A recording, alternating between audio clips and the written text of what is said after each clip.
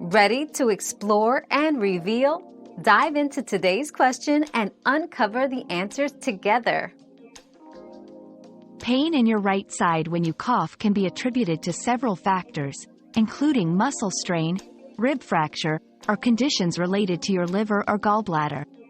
Coughing forcefully can strain the intercostal muscles between the ribs, causing pain.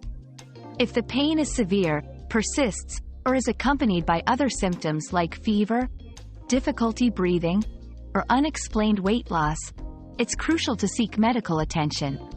For mild muscle strain, rest and applying heat to the affected area may provide relief. Always ensure coughs are evaluated if they worsen or do not improve. We've quenched today's curiosity, but there's always more to learn.